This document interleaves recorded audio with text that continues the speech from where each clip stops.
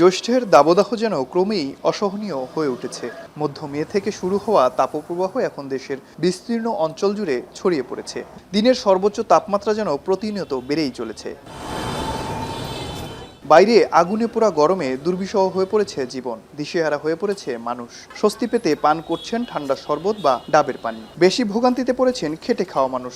জনজীবন এবং আমরা আসলেই খুব কষ্টে আছি। বাইরে আসলেই যে পরিমাণ রোদের প্রখরতা এবং বিকালে যখন রোদটা চলে যায় আসলে তখনও রাস্তায় নামলে প্রখরতাটা আসলে কমে না। বেড়াই প্যাডের টানে আর কি, না চালাই তো উপায় নাই, খাবো কি। আবহাওয়া অফিসের তথ্য মতে বাতাসে জলীয় বাষ্পের পরিমাণ বেশি থাকায় অবস্থাটি অসহনীয় হয়ে উঠেছে।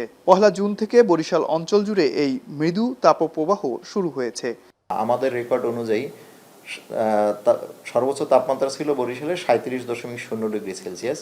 বাংলাদেশ আবহাওয়া দপ্তর থেকে প্রকাশিত পূর্বাভাস অনুযায়ী এই তাপপ্রবাহ আরও 2-1 দিন অব্যাহত থাকবে, এরপর আস্তে আস্তে কমে যাওয়ার সম্ভাবনা রয়েছে। তীব্র তাপপ্রবাহে দেশব্যাপী স্বাস্থ্য ঝুঁকিও বেড়েছে উল্লেখযোগ্য হারে। সামান্য অসতর্কতা ডেকে আনতে পারে পানিশূন্যতা কিংবা প্রাণঘাতী হিটস্ট্রোক। তাই তীব্র গরমে সুস্থ থাকতে পর্যাপ্ত পানি পান, রোদ এড়িয়ে চলা ও হিটস্ট্রোক সম্পর্কে সচেতনতা বাড়ানোর পরামর্শ চিকিৎসকদের।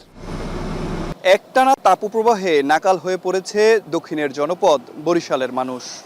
বিশেষজ্ঞদের মতে জীবাশ্ম জ্বালানির ব্যবহার, বন উজাড় এবং জলবায়ু পরিবর্তনের কারণে এই তাপমাত্রা দিন দিন বৃদ্ধি পাচ্ছে।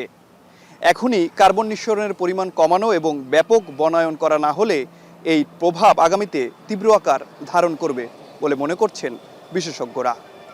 অমিত হাসান, এখন, বরিশাল।